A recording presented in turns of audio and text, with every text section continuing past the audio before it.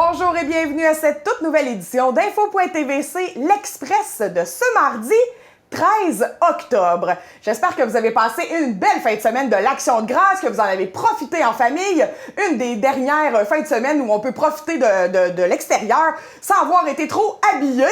Eh bien, je suis pas toute seule aujourd'hui. Je suis encore en compagnie de Zoé, notre journaliste, qui a fait le tour de l'actualité matapédienne et nationale, provinciale, qui touche les matapédiens, pour vous en parler aujourd'hui. Et on commence tout de suite, Zoé, avec la COVID, qui est encore le sujet de l'heure. Oui, encore. Oui. Aujourd'hui, le 13 octobre 2020, la vallée de la Matapédia n'a aucun cas. OK.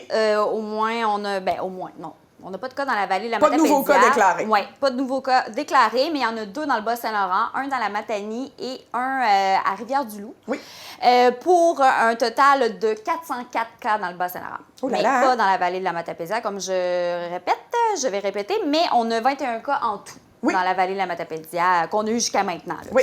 En date d'aujourd'hui, 7 décès au Bas-Saint-Laurent, 7 hospitalisations, dont 2 aux soins intensifs. Le point de presse de 13 h aujourd'hui avec le premier ministre François Legault. Oui. Il y a quand même une bonne nouvelle. Il dit que depuis les derniers jours, ça semble s'être stabilisé entre 800 et 1300 cas par jour. Il est tôt pour se réjouir encore. Oui, c'est quand même beaucoup 800, mais Oui. c'est mieux que 1300. On s'entend? Oui, mais les efforts qu'on fait sont en train de donner des résultats. Oui. C'est ça qu'il a dit, mot pour mot. Donc, on peut quand même... on se réjouit pas, mais c'est quand même, on continue comme ça, on est sur la bonne route, Oui, disons. on est dans le milieu du 28 jours, du défi Oui. 28 jours sans contact. Oui. Donc, on a fait un premier cycle de 14 jours d'incubation du coronavirus, en fait. Fait que là, on entame le deuxième cycle pour arriver au 28 octobre. En plein ça. En fin de semaine, la ville de Gatineau et la MRC des collines de l'Outaouais passaient dans le rouge. Oui. Puis aujourd'hui, on a des nouvelles régions qui sont dans le rouge. Ouais. On parle de la Montérégie, le centre du Québec et la capitale nationale, incluant Charlevoix. Il y en a aussi qui ont passé dans la zone orange. Oui, il restait quelques régions dans le jaune encore, puis là, Oui. ils sont devenus orange aujourd'hui. Oui, comme on parle du Saguenay-Lac-Saint-Jean, OK. qui est rendu dans l'orange. OK. Ensuite, Oui. les mêmes consignes reviennent pour éviter les contagions, parce qu'on sait que, d'après ce qu'eux, ils semblaient dire aujourd'hui, là, c'est que c'est pas beaucoup de personnes qui contaminent, c'est quelques personnes qui contaminent plusieurs personnes. Hein? Oui, non Ouais. au rassemblement. C'est vraiment ça que M. Legault dit. Contaminer une personne, OK, mais les rassemblements, si t'en contamines beaucoup, ça se multiplie. Là. Oui, C'est incroyable. Alors, puis pas plus que 15 minutes à l'intérieur. Si on rentre à l'intérieur, plusieurs familles différentes, pas plus que 15 minutes. Aussi, il y a 3 bons... On fait tout ça. Pourquoi qu'on fait tout ça? Oui. C'est difficile. On est dans la deuxième vague. On est tanné, on va se le dire. Oui. Alors, 3 bons sacrifices à penser, à se remémorer dans sa tête pour un peu comme se motiver, je dirais. Protéger les personnes âgées. On pense à eux. Permettre aux jeunes de rester à l'école. Ça permet aux jeunes de continuer à suivre à aller à l'école, suivre une éducation. On veut pas que les écoles referment comme au printemps. Oui. Là. On veut Et aider le personnel du réseau de la santé. Eux, à tous les jours, ils se battent avec le coronavirus tous les jours. Donc, pensez à eux. On fait ça pour eux aussi parce qu'il va y avoir moins de gens infectés dans les hôpitaux. On le voit avec la deuxième vague, c'est beaucoup la santé mentale maintenant qui préoccupe concernant le coronavirus, là, la santé mentale des gens. Le 10 octobre dernier, c'était la journée mondiale de la santé mentale, donc on fait un lien avec le COVID-19, bien sûr. La pandémie, c'est plus dévastateur qui disent pour le mental que pour le physique. Parce que le physique, on s'entend, au pire, on peut aller courir, on peut quand même faire des activités. On est des êtres sociaux, hein? Les humains, on a besoin des autres. C'est comme ça qu'on attrape le Hey, coronavirus. Donc, c'est vraiment difficile. Justin Trudeau mentionnait ne pas laisser tomber les personnes qui se sentent seules. Donc, oui, bon, on peut pas les voir, mais les appeler. Zoom, ça fait du bien, là. Tout à fait. Zoom ou Skype, peu importe. Puis, le gouvernement fédéral, depuis le printemps dernier, a investi 240,5 millions en soins de santé virtuels. Parce qu'on sait qu'il y a un long délai d'attente pour voir un spécialiste. Puis en plus, avec la pandémie, c'est encore plus difficile. Donc, allez sur Internet. Ils ont beaucoup investi dans les soins pour santé mentale, mais virtuellement. très bonne nouvelle. Ensuite, on continue dans la vague d'annulation. Par rapport à la pandémie. Oui, c'est ça. Encore. Annulation, activité, opération Nez Rouge dans la Matapédia. L'hiver 2020, c'est annulé. Oui. La Fondation du Centre matapédien d'études collégiales et la Fondation Action Santé de la Matapédia annoncent l'annulation des activités opération Nez Rouge pour l'hiver 2020 dû au contexte actuel lié à la pandémie. Alexandre Michaud, président de la Fondation du Centre matapédien d'études collégiales, mentionne que cette décision n'a pas été facile à prendre puisque ces activités présentaient un fort taux de participation de la communauté matapédienne. Puis ça leur permettait d'amasser un montant considérable pour la fondation du CEMEC et celle d'Action Santé de la Matapédia. Toutefois, en tant qu'organisation, ils vont quand même prendre des moyens pour essayer de trouver, de ramasser des fonds finalement, mais d'une manière différente. Là, parce qu'habituellement, les activités se font comme Oui, c'est ça. Dans le fond, c'est le taxi après les parties de Noël. Oui. C'était ça, il n'y a pas de party de Noël, donc pas de Nez Rouge, techniquement. En plein ça. Donc, gardez votre petit 20 $ que vous donniez à Nez Rouge, puis vous le donnerez éventuellement quand ils sortiront un nouveau moyen de contribuer. Oui, puis les membres du conseil, tiens à dire, les membres du conseil d'administration de la Fondation du Centre matapédien d'études collégiales, que malgré le contexte actuel, ils vont poursuivre quand même leurs activités, ils vont essayer d'amasser des fonds, comme j'ai dit un peu plus tôt, puis aussi que l'année prochaine, si ça va bien, c'est sûr qu'ils vont revenir et le CEMEC va toujours faire affaire avec eux, là. Oui! Ben oui, on veut pas que ça disparaisse. C'est tellement une agréable expérience à être bénévole pour Opération Nez Rouge. Là, nous, on l'a fait quelques années, puis c'est toujours très drôle. Oui, donc... On a des belles histoires à raconter après. Donc, ça va continuer l'année prochaine, si ça va bien, tout à fait. Bien sûr, mais c'est en suspens pour cette année. Oui. Passons du côté politique maintenant. On a su qui était le nouveau chef du Parti québécois vendredi soir. Vendredi soir, oui. Paul Saint-Pierre Blamondon, qui est le nouveau chef du Parti québécois. Donc, Pascal Bérubé finit son mandat par intérim qu'il faisait. Justement, par rapport à Pascal Bérubé, il fait un petit bilan de mi-mandat. Ça fait 2 ans qu'il a été élu. Qui a été élu de Matapédia, mais élu pour la 3e fois. Oui, quand même. Quand même, ça fait plusieurs années qu'il est député ici. Oui. Alors, il se dit très satisfait des quantités de dossiers réglés, et puis surtout celle des 60 nouvelles places au centre de la petite enfance à Amqui. Oui. Il a contribué à la réalisation d'une vingtaine de projets, je vais en nommer quelques-uns, 14 millions de dollars investis dans le développement de l'usine Bois CFM, 5,3 millions dans la reconstruction du pont de Lac-Saumon et 1,7 million à la mise à niveau des infrastructures du CEREX. Par exemple, Pascal Bérubé mentionne qu'il a demandé cet été à la préfète de la MRC de la Matapédia, Chantal Lavoie, et le maire d'Amqui, Pierre Damour, de dresser une liste des dossiers pour la relance économique, finalement. Donc, il travaille encore là-dessus. Donc, des projets prioritaires à venir pour la Matapédia et la ville d'Amqui. Oui, en plein ça. Good. Ensuite, investissement dans la vallée de la Matapédia, des travaux d'infrastructure. Oui, le Bas-Saint-Laurent, on l'a dit la semaine passée, 21 millions qui vont descendre d'ici, là? Oui, en plein ça. Là, pour la vallée de la Matapédia, on sait à peu près le prix qu'on va recevoir, le financement, le prix. Le montant, donc, c'est près de 8 millions. Wow. Dans la Matapédia, c'est des chantiers jusqu'en 2022 pour la réforme du réseau d'aqueduc et des systèmes d'égouts. Donc, l'investissement va aller là-dedans. Okay. À Amqui, les travaux sur les rues du Carrefour sportif vont se faire et sur la rue des Biens, du Collège, du Mai, Alexis, Lebrun, Leclerc et Leblanc-Nord. Pour Saint-Vianney, remplacement de conduites d'eau potable et d'égouts et installation des conduites d'eau pluviale sur la rue du Parc et l'avenue Centrale. Cause-Abscale aussi va avoir un investissement. Des tronçons seront refaits sur les rues Saint-Jean-Baptiste, Saint-Augustin et Morin. Et puis, Sainte-Irène va améliorer ses aqueducs et ses systèmes d'égouts sanitaires. Mais ça, par exemple, c'est déjà en cours. Mais il va pouvoir se faire aider, finalement. Super, ça, c'est des bonnes nouvelles pour les citoyens. Vraiment.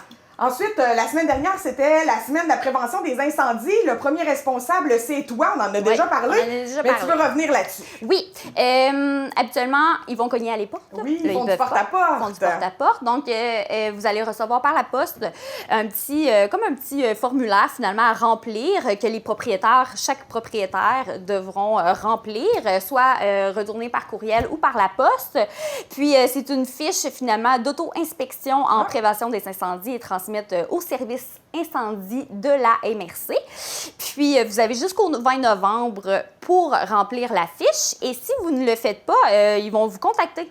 Le service des incendies de la MRC va contacter les gens qui n'ont pas rempli la fiche. C'est ça. Donc, c'est vraiment important de remplir cette fiche. Donc, c'est pas de la publicité non sollicitée dans votre case postale. Ne jetez pas ça au recyclage. Des fois, on regarde ça rapidement, puis on le met au recyclage, mais non, là, sinon, ça, il faut que vous le remplissiez, sinon vous allez vous faire téléphoner. En plein ça. Un jeune homme de la Matapédia, en fait, 2 jeunes hommes de la Matapédia s'engagent dans un périple, oui. ma foi, sans bon sens. Oui, il y en a un qui vient de la vallée de la Matapédia, il s'appelle Ariel Valade. 700 km de kayak qu'ils vont faire. Ils vont partir le 15 octobre prochain, donc jeudi. Ils vont partir de la baie dans la région du Saguenay-Lac-Saint-Jean jusqu'au Rocher Percé. Son ami se nomme Billy Guénette. Puis ils vont traverser le fleuve entre les Escoumins et Trois-Pistoles, en longeant la côte nord jusqu'au Rocher Percé, finalement, en Gaspésie. Wow! Très courageux de leur part. Vraiment. Donc, à suivre, peut-être qu'on aura la chance de les rencontrer après leur périple pour parler de comment ça a été. Ça serait intéressant. Et de tout ce qu'ils ont appris sur eux-mêmes, parce qu'ils vont être confrontés à plein d'obstacles. Val d'Irène fait le point sur le fonctionnement de la station pour cet hiver. Oui, encore par rapport à la pandémie. Présentement, ils ne savent pas trop, finalement, comment ça va fonctionner avec la gestion de la pandémie. Mais parce que finalement, on a jusqu'à la mi-novembre pour acheter la carte de saison. Donc, finalement, ils rassurent juste la population en disant que jusqu'à la fin octobre, on va savoir comment ça va fonctionner avec la logistique et tout de la COVID-19 sur les pentes, finalement. Donc, continuez d'acheter vos cartes de saison. Rien n'est encore annulé. Et vu que c'est une activité extérieure, il y a peut-être les remonts de pente, puis dans le chalet, que ça risque d'être complexe. Mais pour le reste, tout risque de fonctionner comme si de rien n'était. En tout cas, c'est ma façon de voir les choses. On verra si ça va se... Oui, à l'extérieur, il ne devrait pas avoir trop de problèmes, là, je présume. Là. Mais les règlements vont vraiment être... à la fin octobre. D'ici fin octobre, les règlements vont vraiment être clairs. Puis le parc travaille à la mise en place du fonctionnement de la station avec l'Association des stations du ski du Québec, finalement. Bon. Good! Ensuite, des nouvelles de la Ligue de hockey olympique de Cours-Abscal. Oui, le 2 novembre prochain, à l'Arena de Cours-Abscal, ça va commencer. La formule est revisitée, bien sûr, à cause que c'est 25 personnes maximum maintenant dans les estrades. Oui, et 25 personnes sur la glace aussi. 25 personnes sur la glace aussi. Oui. Donc, 8 joueurs à la place de 10 cette année. Puis, c'est formule 4 contre 4. Oui. Et aussi, jusqu'à maintenant, il y a 3 équipes d'inscrites. Il aimerait bien en avoir une 4e. Alors, on lance l'appel. Ben oui, si jamais ça vous tente de faire du sport organisé. Vous créez une équipe. Oui. Puis, c'est juste un petit rappel, c'est le lundi et le jeudi qui jouent à Cours-Abscal à l'Arena à 20h. Oui, tout particulièrement, je lance un appel aux filles. Il y a déjà une équipe de filles à Cozap qui regroupait beaucoup de filles de la Matapédia. J'ai vu ça passer sur les réseaux sociaux, vous vous ennuyez peut-être, les filles. Allez, c'est le moment. C'est le temps de vous inscrire et de faire rayonner le sport, le hockey féminin dans la Matapédia. Merci beaucoup, Zoé. On s'en va à une courte pause et ensuite, tu vas nous présenter encore une auteure matapédienne. Encore?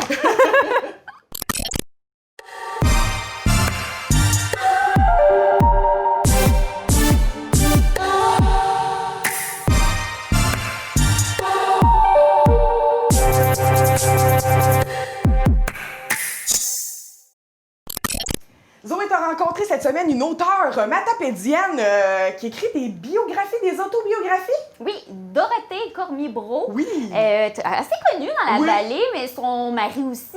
Oui, Donald et ses enfants Brault. aussi. Ses enfants aussi, bon, tout le monde est connu. Marie-Josée Brault, chanteuse et enseignante aussi au primaire. Et son fils, Carl Brault, qui est un entrepreneur à succès en Chine, qu'on a rencontré au début de la pandémie aussi. Donc, c'est une famille très connue. Oui, puis son père, Donald. j'allais dire Donald Trump. Donald Brault. Non, Donald Brault, Oui. professeur de chimie très connu à la Polyvalente. Bon, donc à la Polyvalente, hein, c'est ça. En plein ça. Puis il y a aussi médaille, il a reçu la médaille générale aussi. Oui. Donc, on parle de tout ça durant l'entrevue, mais elle a écrit un premier livre sur son mari, finalement, Donald Brault. Un bâtisseur venu d'ailleurs. En plein ça. Puis là, le deuxième, c'est sur elle.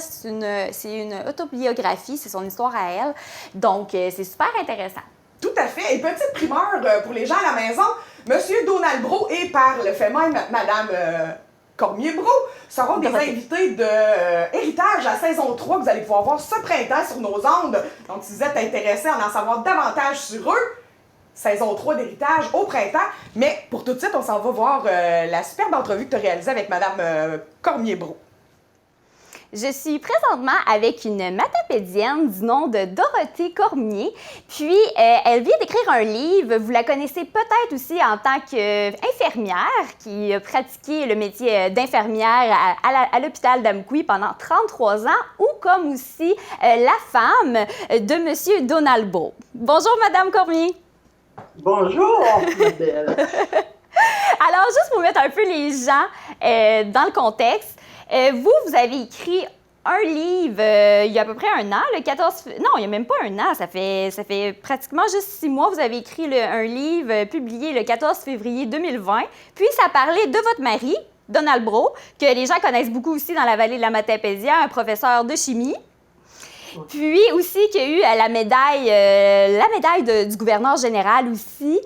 Donc, vous avez écrit un livre plus sur sa vie à lui, je crois. Puis là, vous venez d'écrire un livre sur votre vie à vous qui s'appelle « Madame Cormier, on a un cœur pour vous ». Donc, j'aimerais que vous me parliez un peu d'où vient l'idée d'écrire un livre sur vous et c'est quoi un peu l'histoire. Bon, ben d'accord. En 2019, j'avais commencé à écrire mon histoire. Ah, bon, OK. Voilà. Mais à un moment donné, je regarde mon mari, j'ai dit, mon Dieu, il est rendu à un âge respectable. Et il a fait tellement de choses dans la vallée pour même que ses enfants ne savent pas autant tout ce qu'il a fait. OK. Ça fait que j'ai écrit son livre pour mettre les gens un peu, et ses enfants aussi, au courant de ses réalisations. C'est quelqu'un qui travaillait à environ 16 heures par jour. Donc, j'ai mis mon projet de côté, mon propre projet à moi, OK. et réalisé le livre, la biographie de Donald Brault, un bâtisseur venu d'ailleurs. OK. Mais là, le lancement a eu lieu au mois de février. Ça a très bien été. Il est accepté comme à bras ouverts. Les gens m'en font des beaux commentaires. Vraiment, je suis bien fière. Donc, ça m'a encouragée. Mais là, la pandémie est arrivée. Pandémie? Oui. Pandémie. Et ça nous a calmé le pompon un peu. Ouais, comme bien du monde, hein? Oui. Mais moi, j'ai trouvé du positif. Je me suis dit, voilà, je me mets à écrire ma propre histoire, que j'ai fait pendant les 3-4 mois de confinement. Et lors de la lecture de mon livre, vous découvrirez mon parcours de ma naissance à ma renaissance. Puis la renaissance a commencé le 8 septembre 2013 à 8h22 le matin. Le téléphone sonne. Madame Cormier, je dis oui, on a un cœur pour vous. C'est l'infirmière de la section des greffés de l'hôpital Laval qui m'appelle. Bonne nouvelle. Donc, c'est comme ça que j'ai choisi mon titre. Alors, mais pour remettre juste remettre un peu dans le contexte, vous saviez depuis longtemps que votre cœur était comme trop gros, comme vous m'avez expliqué en pré-entrevue? Justement, oui. Ça faisait comme peut-être 10 ans que les cardiologues très compétents, je n'ai que des louanges à leur faire, m'avaient découvert, c'était difficile à trouver, que j'avais un gros cœur, mais il n'était pas gros de partout. Donc, moins néfaste pour ma santé. Je pouvais quand même vaguer à mes occupations, puis sans douleur. Ça a toujours été sans douleur. Mais vous étiez suivi de près, j'imagine. Oui. Okay. Oui. Mais est-ce que ça faisait 10 ans que vous étiez dans la liste pour attendre un nouveau... Non. OK. Ça, en 2013, en 2012, le 8 février, j'avais commencé à suivre des examens. Le 4 avril 2012, on m'inscrit sur la liste pour recevoir une greffe. Accepté pour la liste de greffés. OK. Ça a pris à peu près 18 mois, comme vous m'avez expliqué. C'est ça. Donc, ça a été quand même assez... vous n'avez pas trop attendu. Puis vous, c'est de famille, hein? Vous m'avez expliqué en pré-entrevue que votre frère aussi avait ce même problème. Il est même décédé de ça à 14 ans, seulement 14 ans. Mais on ne soupçonnait pas qu'il y avait un problème du tout, du tout. Il n'y avait aucun symptôme. Puis ça, j'ai appris avec le temps que ça arrive chez des jeunes, même des athlètes. Comme au hockey, là, à Bathurst, là, un jeune embarque sur la glace, ça paraît pas, il tombe, il est décédé. Subitement comme ça, sans crier gare. Est-ce que c'est souvent après un effort physique que ça arrive? Non, pas nécessairement. Pas nécessairement, non. Ben, plus souvent peut-être, mais mon petit frère, lui, il s'en venait d'une course, pas d'une course, une randonnée au magasin, puis en revenant chez lui, il est tombé comme ça. Ça s'est passé. OK. Oui. Bon, donc, ça fait une semaine qu'on peut se procurer votre livre. Donc, vous m'avez dit qu'on peut vous appeler. On va mettre votre numéro en bas de l'écran. Puis, vous m'avez expliqué que vous, ça vous fait plaisir si les gens vous appellent, même d'aller porter votre roman à la porte des personnes. Absolument, parce que la maison d'édition se trouve à Caraquette. Okay. Donc, j'ai choisi, puisqu'on change, tout j'ai échangé dans cette période-là. Les salons des mots sont tous fermés, salon du livre. J'étais inscrite pour aller présenter mon livre. Donc, je me suis dit, si je l'ai fait livrer à la maison, je vais essayer de m'organiser comme ça. Mais oui. Donc, ça, à date, là, en tout cas, pour celui à Donald, là, ça a très bien été. Tu vois, j'avais eu un gros lancement, par exemple, à l'hôtel de ville d'Amqui. Gracieuseté de Mais monsieur. Oui. Donc, ça vous a aidé. Mais j'espère que la TVC va vous aider aussi. Puis, mais sinon aussi, la pandémie, un jour, je peux pas croire que ça va pas se tranquilliser. Puis peut-être que vous allez avoir des salons du livre encore, peut-être. Oui? Donc, parfait. Mais pour l'instant, on a le numéro en bas de l'écran, puis on peut vous appeler pour se procurer votre livre. Puis un très beau titre, Madame Cormier, on a un cœur pour vous. J'adore. Bien, merci beaucoup, Madame Cormier-Bro. Juste pour ceux qui veulent vous mettre un peu, faire le lien que vous êtes aussi la femme de Monsieur Bro. Est-ce que je peux rajouter que oui, certainement. Mon livre comprend toutes sortes de belles choses comme, exemple, j'ai un chapitre sur les anecdotes enfantines, mais ce sont les anecdotes de mes propres enfants et mes petits-enfants. Juste les 7 personnes, 5 petits-enfants, puis mes 2 enfants. C'est crevant, j'en ris à chaque fois, puis ça fait comme 50 fois que je le relis, parce que le livre, il faut le lire. Hein? J'en ris. Il faut l'écrire, mais il faut le relire aussi pour être sûr qu'on a bien écrit. Puis dans cette période ici, on ne peut pas voyager. Donc, au cours de mon livre, vous allez voyager parce que je raconte des anecdotes, pas tout un voyage parce que ce serait plate, juste des petites anecdotes spécifiques à moi qui me sont arrivées lors de mes voyages, à travers le monde en réalité. J'ai voyagé beaucoup.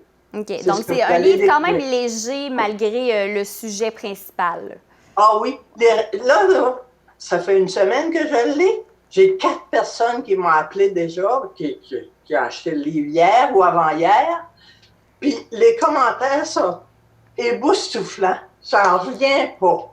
Vraiment. Oh, mais félicitations. J'ai hâte de lire votre livre. Ben, merci. Merci beaucoup. Vous êtes pas mal gentils. Merci. Merci beaucoup. Au revoir. OK, merci, bye-bye.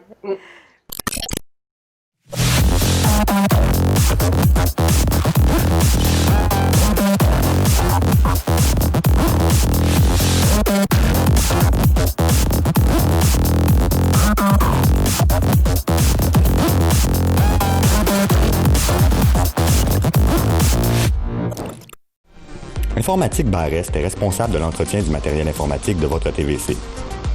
Informatique Barest, vente et réparation d'ordinateurs, services commerciaux et résidentiels. 418-629-INFO.